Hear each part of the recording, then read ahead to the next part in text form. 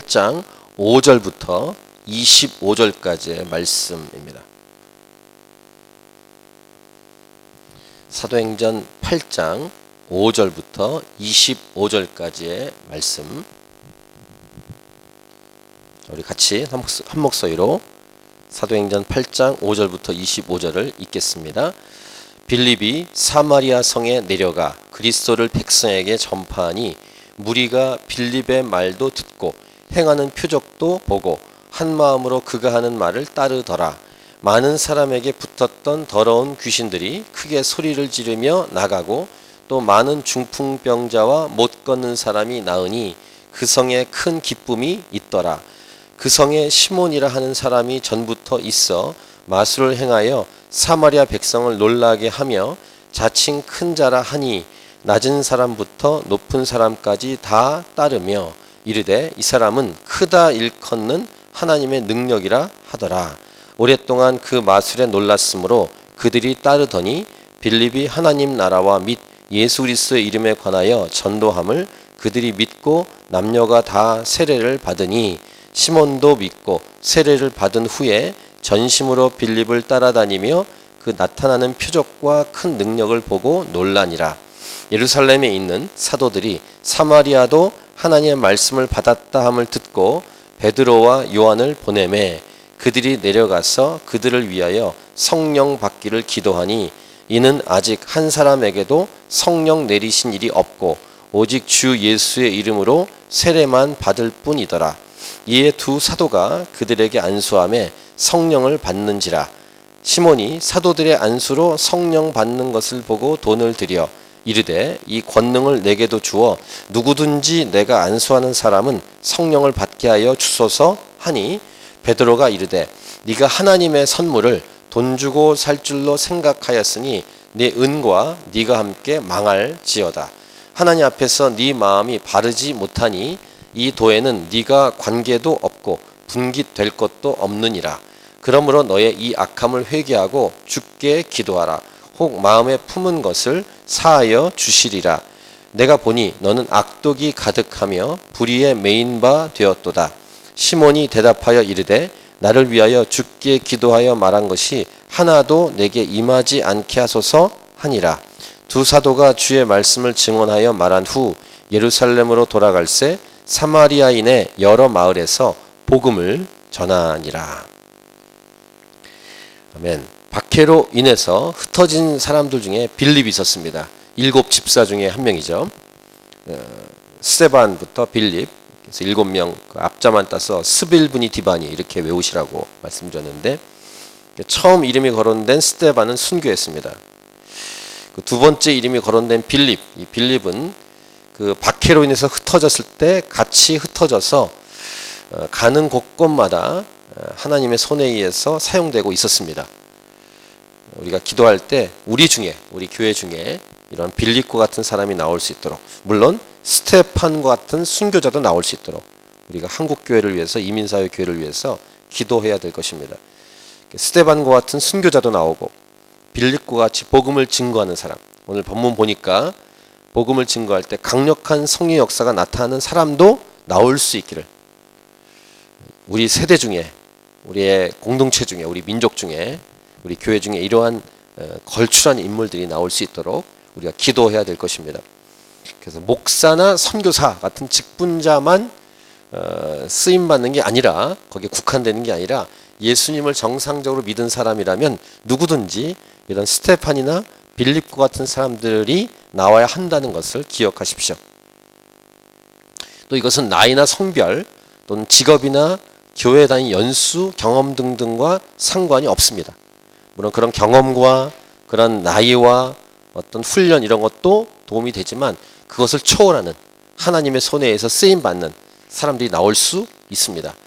자, 5절부터 8절을 오늘 본문에 보시면 빌립이 사마리아 성에 내려가 그리스도를 백성에게 전파하니 무리가 빌립의 말도 듣고 행하는 표적도 보고 한 마음으로 그가 하는 말을 따르더라. 그 다음 이런 역사가 일어납니다. 우리 7절과 8절을 같이 읽겠습니다. 많은 사람에게 붙었던 더러운 귀신들이 크게 소리를 지르며 나가고 또 많은 중풍병자와 못 걷는 사람이 나으니 그 성에 큰 기쁨이 있더라. 자, 그리스도를 전파합니다. 복음을 전했습니다. 복음을 전할 때 빌립이 전하는 말을 듣고 행하는 표적도 보고 한 마음으로 빌립이 하는 말에 순종합니다.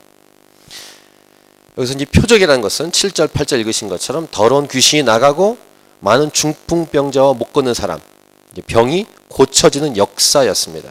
이 역사가 예수님을 통해서도 있었고, 예수님 때 제자들, 사도들을 통해서도 일어났고, 그 다음 사도나 예수님이 아닌데 빌립 집사를 통해서도 일어났다는 것입니다. 그리고 그 결과는 그 성에 큰 기쁨이 있었다라는 것입니다. 첫 번째 오늘 메시지는 이것입니다. 하나님의 일, 복음이 증거할 때 하나님의 일은 이렇게 표적과 기사라는 현상도 일어난다는 것입니다. 표적, 기사, 기적 이런 것에 알레르기 반응을 일으키는 사람들이 있습니다. 이해는 되고 이러한 부분은 조금 후에 정리하겠습니다만, 예수 복음을 증거하면 병 고침 받고 귀신이 나가는 역사가 있어야 합니다. 기도해야 됩니다. 기도하면서 저와 여러분을 통해서 이런 역사가 일어나도록 우리는 기도해야 됩니다. 세례 요한이 옥에 갇혔을 때, 그러니까 죽기 전에 본인이 분명히 예수 그리스도가 메시아라는 것을 이렇게 선포했지만 인간적인 마음으로 갈등이 생겼습니다.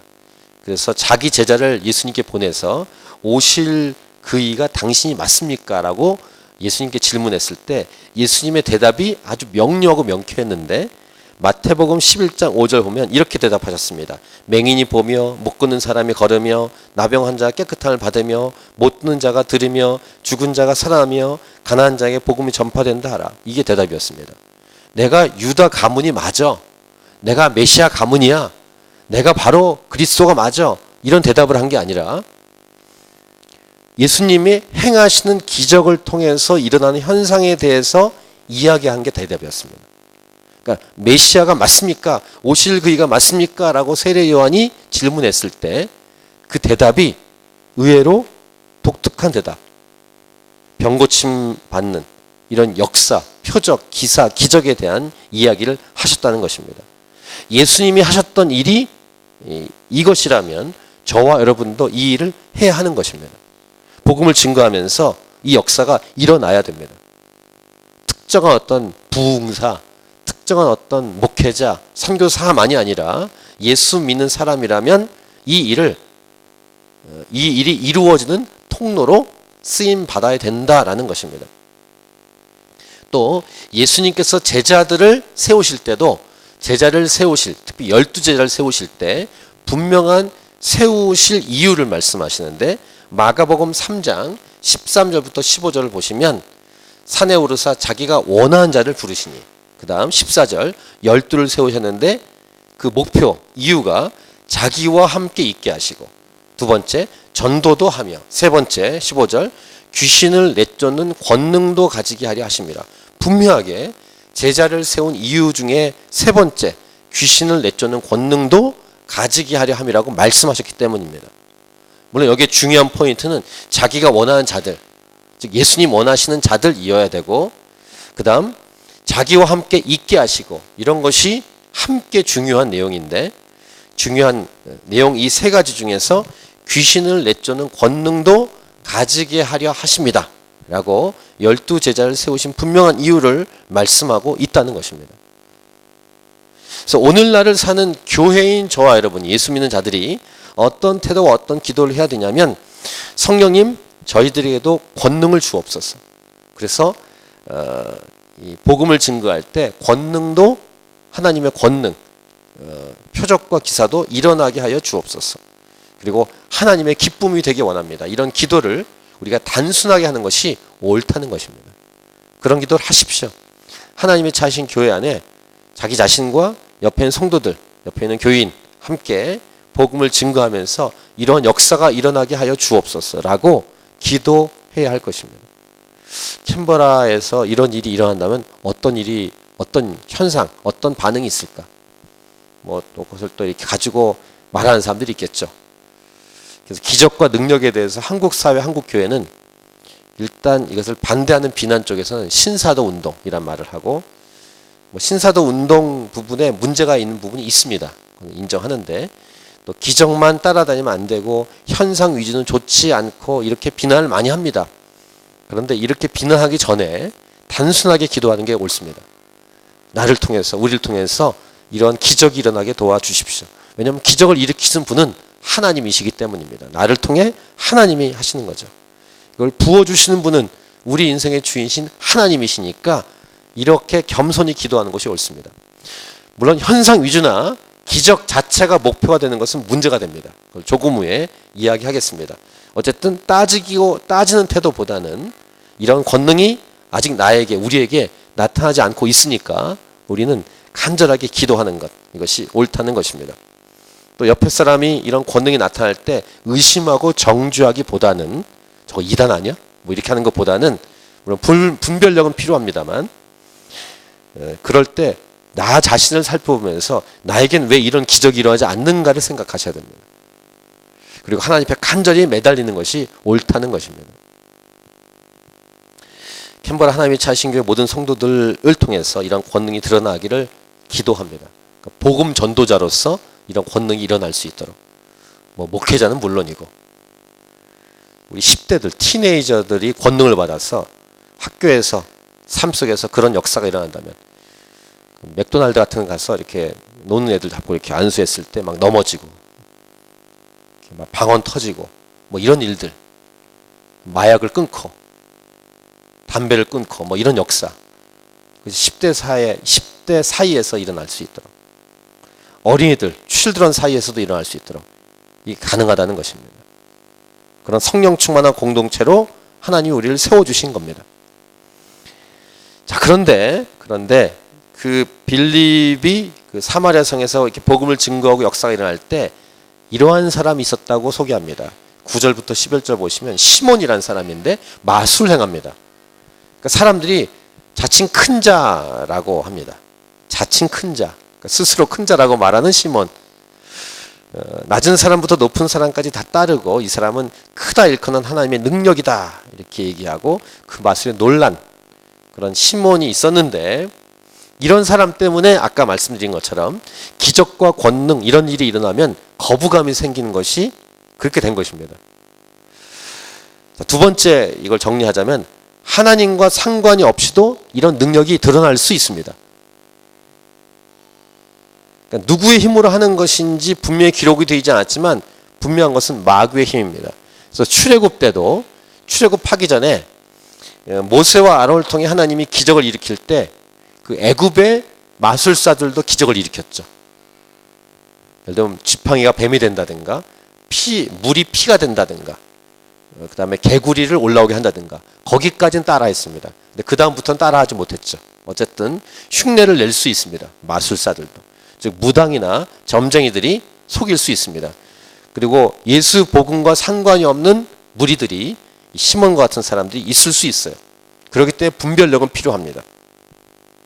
그런데 오늘 본문을 잘 보시면 빌립과 시몬의 분명한 차이가 있습니다. 분별하는 것이 어렵지 않은데 12절과 13절 한번 보세요. 12, 13절 한번 같이 읽겠습니다. 시작. 빌립이 하나님 나라와 및 예수 그리스도의 이름에 관하여 전도함을 그들이 믿고 남녀가 다 세례를 받으니 시몬도 믿고 세례를 받은 후에 전심으로 빌립을 따라다니며 그 나타나는 표적과 큰 능력을 보고 놀라니라. 자, 빌립과 시몬의 차이는 무엇입니까? 빌립은 하나님 나라와 및 예수 그리스도의 이름을 전파했습니다. 이게 아주 중요한 핵심이죠. 표적과 기사, 권능이 목표가 아니라 하나님 나라와 및 예수 그리스도의 이름, 즉 복음을 전파한 것이 빌립의 목표인데, 시몬은 표적과 큰 능력을 보고 따라다녔다고 기록합니다. 이게 시몬과 빌립의 차이예요. 세 번째 메시지는 이것입니다.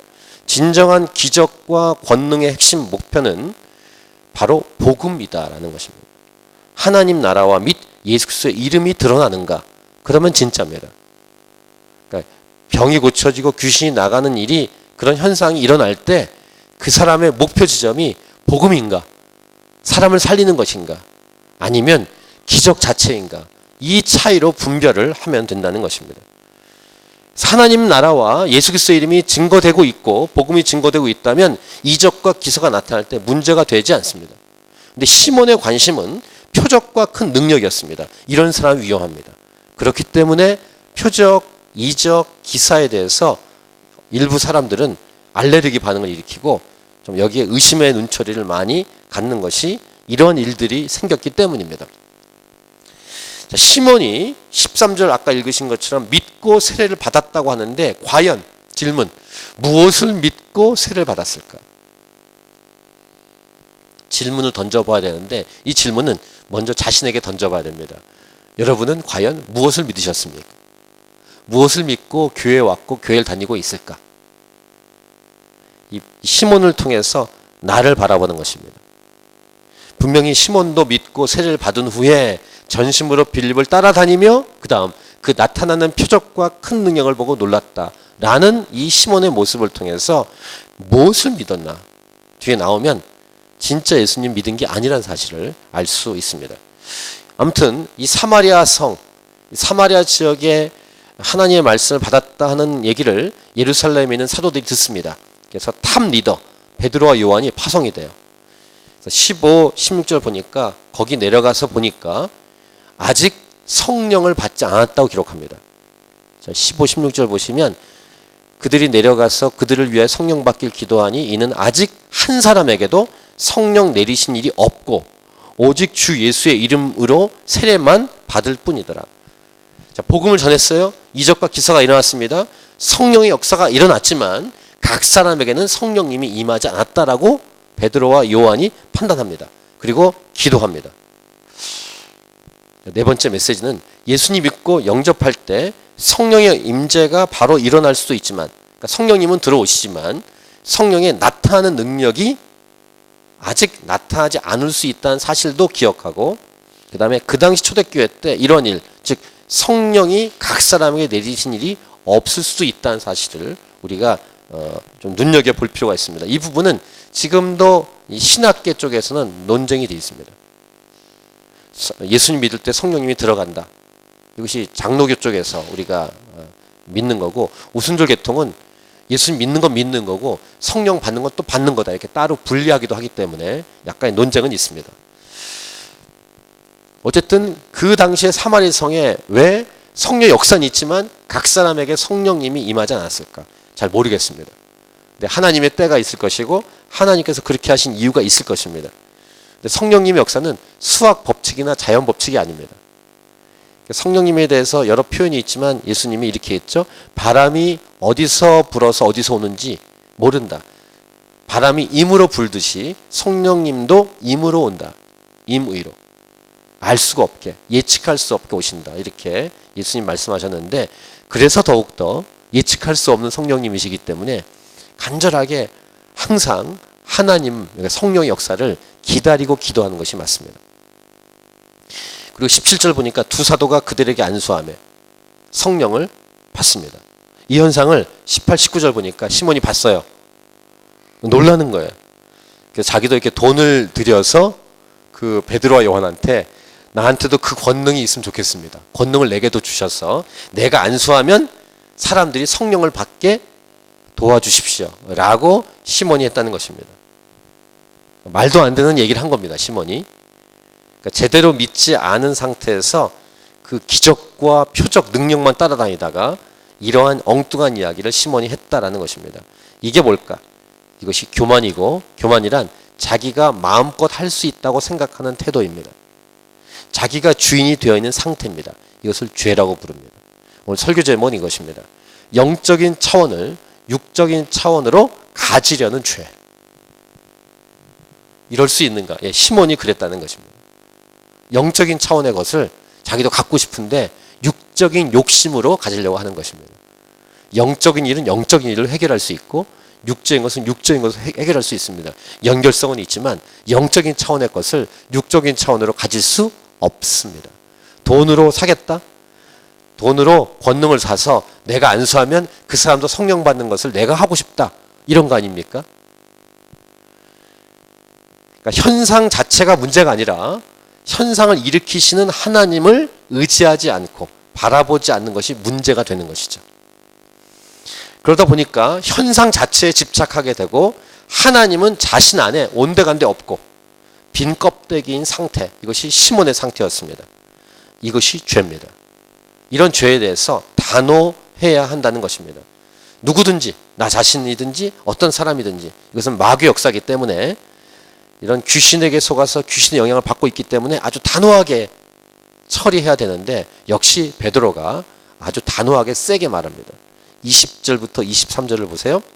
일단 20절, 베드로가 이르되 네가 하나님의 선물을 돈 주고 살 줄로 생각하였으니 네 은과 네가 함께 망할지어다. 이런 말을 아주 세게 하는 것입니다. 특별히 베드로가 한 표현 중에서 하나님의 선물이라는 표현을 쓰고 있습니다. 예수 믿고 구원받는 것도 은혜로 하나님의 선물로 받는 것인데, 마찬가지로 성령의 역사, 성령님을 받는 것도 하나님의 선물, 은혜라는 것을 말하고 있습니다. 이런 권능, 능력을 부음받는 것도 하나님의 선물이다. 그레이스, 은혜이다. 하나님께서 이러한 능력을 우리에게 주시기 원하십니다. 그래서 우리가 하나님 앞에 간절히 구하고 이런 질문, 나는 하나님의 기쁨인가? 하나님의 기쁨으로 이 땅을 살아가고 있는가? 하나님이 기뻐하신 존재인가? 이런 질문으로 자신을 점검해 봐야 될 것입니다. 또 이것의 반대적인 모습, 똑같은 죄인데 반대적인 모습은 이것입니다. 성령 역사에 아무 관심이 없는 것, 그냥 알아서 하세요. 이것도 죄입니다. 뭐 그렇게 하건 말건 아무 상관없고 무관심한 것, 이것도 죄예요. 이것은 하나님을 아예 기대하지 않는 것이기 때문입니다. 알아서 하세요. 이것은 우리의 기도가 될 수 없습니다. 하나님 이렇게 해주세요 라고 하는 것이 옳은 기도입니다. 알아서 하세요. 그럼 기도할 게 없습니다. 몇 초면 끝납니다. 하나님 아시죠? 그냥 알아서 하세요. 끝. 그럼 1시간, 2시간, 3시간 기도하는 사람은 뭡니까? 하나님을 향해서 소망을 품고 간절히 기도하는 것이 우리의 태도이어야 합니다. 자, 이 베드로가 아주 단호하게 말할 때 21부터 계속 보세요. 하나님 앞에서 네 마음이 바르지 못하다. 그 다음 22절, 너의 이 악함을 회개하라. 그 다음 23절, 내가 보니 너는 악독이 가득하며 불의에 매인 바 되었도다. 죄라는 말입니다. 그러니까 베드로가 이 시몬의 상태에 대해서 이 상태를 딱 얘기할 때 죄다 이 말입니다. 이것을 악독이 가득하고 마음이 바르지 못하고 불의에 매인 바 되어 있고, 그래서 네 은과 함께 망할지어다, 이렇게 아주 강력하게 선포를 했습니다. 시몬이 얼마나 놀랐겠어요. 시몬은 그렇게 생각해 본 적이 없을 거예요. 표적과 능력을 따라다니는 게 자신의 신앙생활이라고 생각했을 것입니다. 우리 중에 이런 사람이 있습니다. 특별히 아마 이민사회도 이런 분들이 계실 거고, 한국 사회에서는 아주 많이 봤습니다. 제대로 예수 믿는 사람이 있는가 반면에 이런 능력, 기적, 표적, 이것만 따라다니는 사람이 있습니다. 시몬과 같은 사람입니다. 그러니까 시몬이 놀래서 24절, 시몬이 대답하여 이르되 나를 위하여 주께 기도하여 말한 것이 하나도 내게 임하지 않게 하소서 하니라 라고 시몬이 간청을 합니다. 그리고 마지막 25절에서 이 베드로와 요한이 사마리아에서 안수하면서 성령의 임함을 기도하고, 그 다음 올라가면서 예루살렘에 다시 올라가면서 곳곳에 있는 마을에서 복음을 전했다라고 25절에서 기록을 하고 있습니다. 자, 목표는 복음을 전하는 것이다. 하나님 나라와 및 주 예수 그리스도의 이름을 증거하는 것이 목표고, 그렇게 할 때 권능과 기적과 표적의 역사를 하나님이 선물로 부어 주신다는 것입니다. 다시 말씀드립니다. 기적과 권능 및 능력은 목표가 아닙니다. 복음을 전하는 것이 목표입니다. 예수 믿지 않는 사람이 예수 믿게 되는 것입니다. 하나님 나라와 및 예수 그리스도의 이름을 전하는 것이 목표인데, 그때 이적과 기사가 일어나게 된다라는 것입니다. 순서가 바뀌지 않으면, 주종이 바뀌지 않으면 됩니다. 진짜 주인이신 하나님을 높이고 잘하고 영광을 돌리면서, 그리고 복음을 증거할 때 이적과 기사도 일어나고, 사마리아 성에 큰 기쁨이 일어난 것처럼 이 캔버라 땅에 이런 큰 기쁨이 일어날 수 있도록 우리가 간절히 기도해야 할 것입니다. 여러분, 한 사람 한 사람을 통해서, 우리 교회를 통해서, 이 오늘 본문의 빌립을 통해서 복음을 증거할 때 성령 역사가 일어나고 큰 기쁨이 일어났던 것처럼, 캔버라 땅에 여러분을 통해서 복음이 증거되고 이적과 기사도 일어나고 병도 고침받고 귀신이 나가고, 그리고 캔버라의 진정한 기쁨, 하나님이 주시는, 하나님이 부어주시는 기쁨이 일어나기를 간절히 소원합니다. 할렐루야. 성령 역사가 일어나는 것은 심각한 것이 아니라 기쁨의 사건이다. 보통 이렇게 성령 사역한다는 분들 중에서 심각한 분들이 있습니다. 무서운 분들. 혹시 보셨어요? 기도원 같은 데서 이렇게 사역하신 분 중에서 이렇게 야단치는 분이 있어요. 이렇게 무섭게. 꿇어! 뭐 이런 느낌으로. 그것은 이렇게 성령 사역을 하긴 하는데 성령님의 이렇게 사로잡힌 것보다는 무언가 이렇게 눌린 것 같은. 성령 사역은 기쁜 거예요. 심각한 것이 아닙니다. 그렇다고 해서 이렇게 가볍다 이렇게 할 수는 없지만 어쨌든 성령의 사역이, 성령의 역사가 일어나면 기쁨이 임한다는 사실. 그것이 굉장히 중요한 오늘 이 말씀이라고 믿습니다. 고린도서에서 사도 바울이 이렇게 말합니다. 하나님의 나라는 먹고 마시는 게 아니라 그 다음 말합니다. 의와 평강과 희락이다 이렇게 말해요. 하나님의 나라는 기쁨이에요. 즐거움이에요. 심각한 게 아니라 기쁨이에요. 자, 오늘 제목, 영적인 차원을 육적인 차원으로 가지려는 죄가 아닌 복음을 순수하게 증거하고 하나님의 놀라운 역사가 일어나서 기쁨이 임하는 역사가 저와 여러분의 삶을 통해, 우리 교회를 통해 일어나기를 간절히 기도합니다. 오늘 본문의 8절, 그 성에 큰 기쁨이 있더라. 캔버라 땅에 큰 기쁨이 있더라. 한번 선포하세요. 캔버라 땅에 큰 기쁨이 있더라. 우리 가정에 큰 기쁨이 있더라. 하나님의 차신 교회에 큰 기쁨이 있더라. 내일 모레 우리가 할 텐데 달란트 잔치에 큰 기쁨이 있더라. 아멘. 우리 찬양하고 우리 기도하도록 하겠습니다.